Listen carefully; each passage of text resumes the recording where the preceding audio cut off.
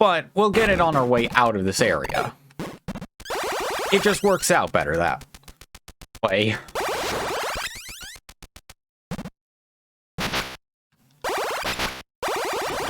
God damn, Senju's.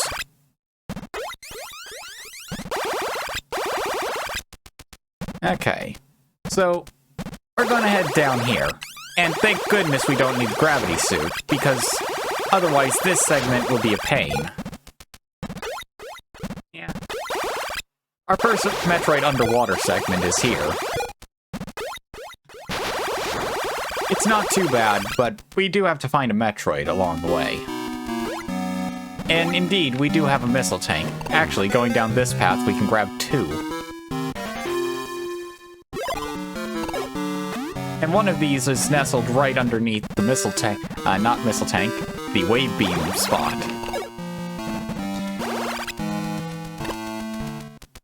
So, I've readied my missiles. You know what that means. Hello there. Yeah, Alpha Metroids and their notorious hatred of all things narrow corridor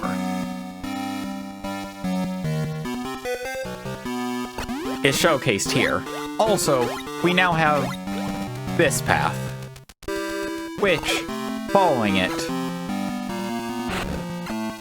gets us our extra missile tank. And right now we're directly underneath the wave beam.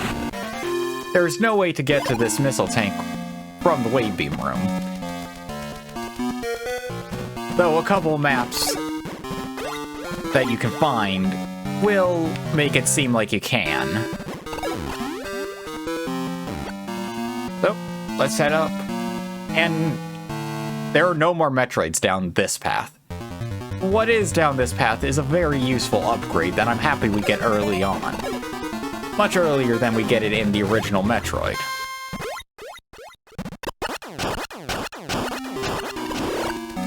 So, open that up and somebody ganked their power up. And I'm inclined to want it back.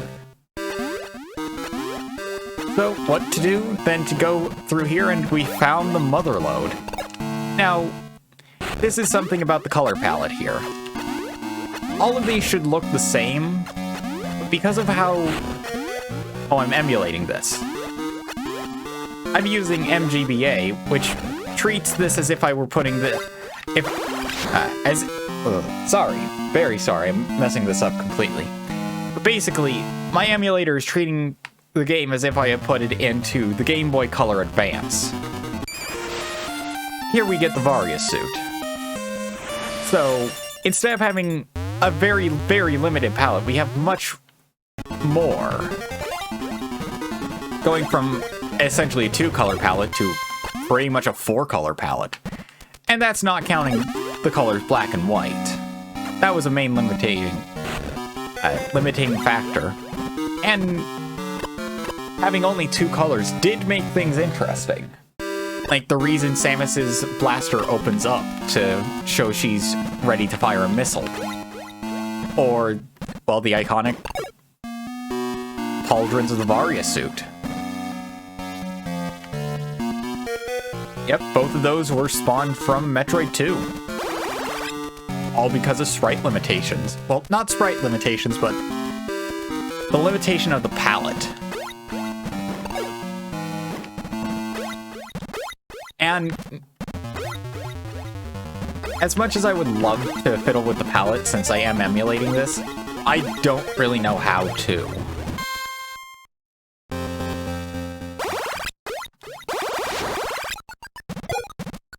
But I'm fine with this. Everything's easy to see, and Samus is separate from her background enough that I can tell very easily where she is. I mean, original game, you didn't have that problem. And they made sure you could see everything even if you only had the limited color range that the Game Boy had. So, we went all the way down, and yeah, if I'm correct, I have just collected all power-ups here. The Varia suit being our second to last one, we still have that missile tank to retrieve. So, I've readied my missiles. That means we're going to encounter a Metroid, but this is going to be an interesting one. Here we have our standard Alpha. Now we have the Gamma Metroid. Gammas are still susceptible to all the weaknesses of Alphas. Except now, they can fire an electric beam that blocks your missiles.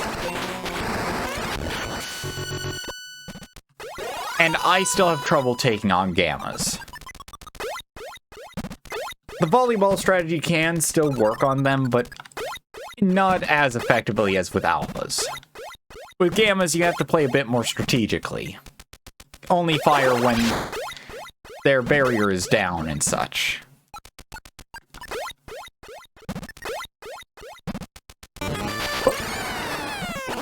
See, this is why you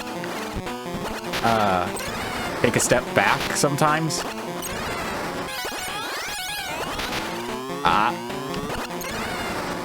Come on.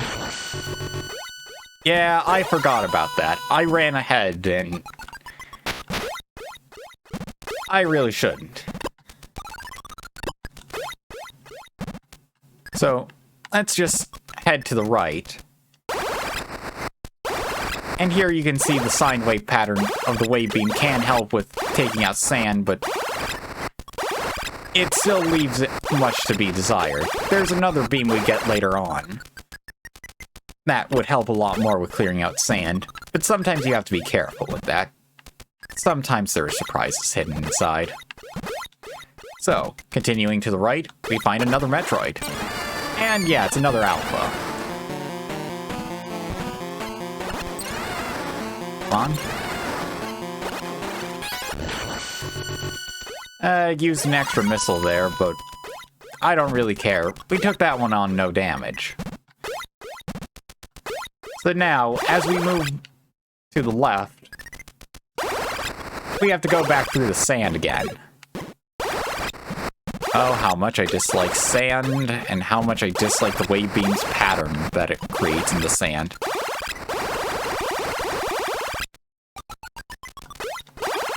Sometimes it feels like you have to rapid fire to properly get rid of it.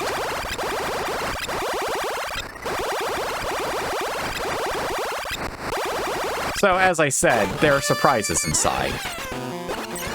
And the Gammas do indeed have the Alpha's weakness of enclosed corridors.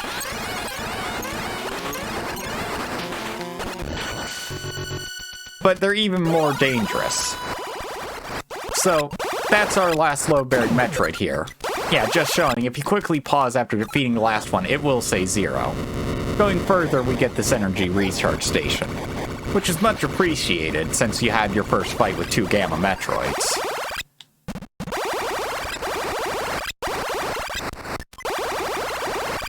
So now, Alphas will be pretty much non-existent. I say pretty much because why waste something that you have the sprite for? I almost said model. Ugh, I've been playing way too much of the remake. But why waste something you have the resources for? I need to stop the recording session soon. As my deteriorating commentary style seems to indicate my brain is tapped out for what it can speak. But I'll end the recording once we get to the next area. No sense in leaving you guys with something incredibly small. And most of my needing to end this recording session also stems from the fact that I've been trying to record this for too long.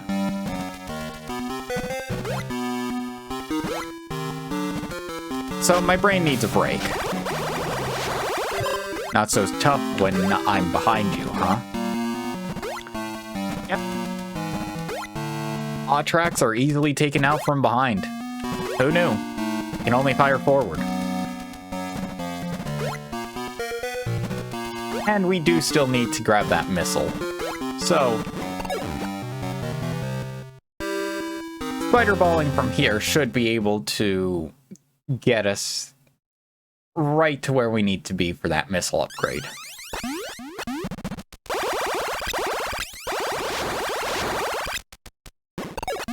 Oh, and the wave beam is a more powerful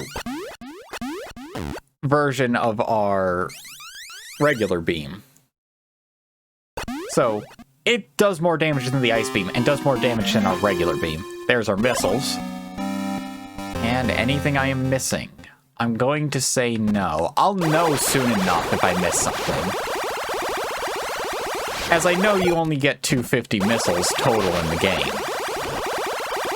So, missing a missile pack will be easy to figure out. Energy tanks are a bit more difficult. You can only have a maximum of 5 energy tanks throughout, well, the entire game. Now that is one less than original Metroid. But I see that as a fair trade for the limitation here. Especially since they were trying to fit a lot onto that bottom screen.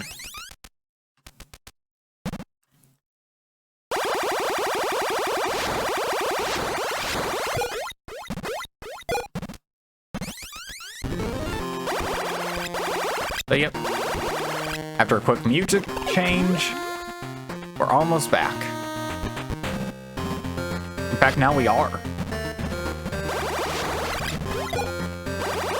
So, rock icicles, sear rocks, standard stuff. And the wave beam makes short work of enemies like the rock icicle, since now you can shoot them before they're fully exposed. There's our next patch of death fluid we need to clear. How many Metroids? 10. Only 2 more than we needed last time, but still. We're getting rid of them at an increasing rate.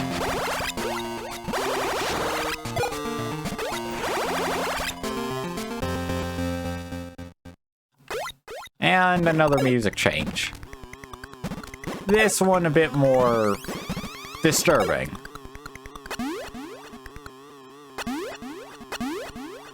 So, as we head through here, I just have to wonder how much of this has actually changed. And here's another pool. And a Halzen. I dislike the Halzen a lot. You can only shoot them directly above or below their center. And now we have pinch flies, or pincher flies.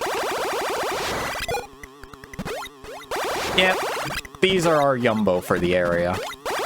Well, Yumbo slash Searock. And now I am slightly lost.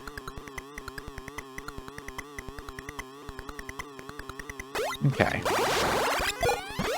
I think heading up is fine.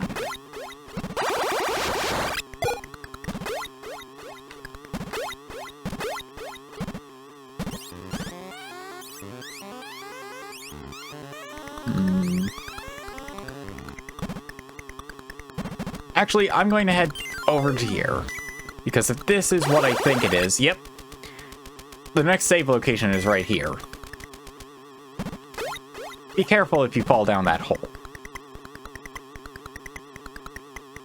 So, with that, I'm going to call it apart there. Thank you all for coming down to my neck of the woods. I sincerely hope you enjoyed this segment of Morning Plays Metroid 2. Have an excellent rest of your day. Farewell.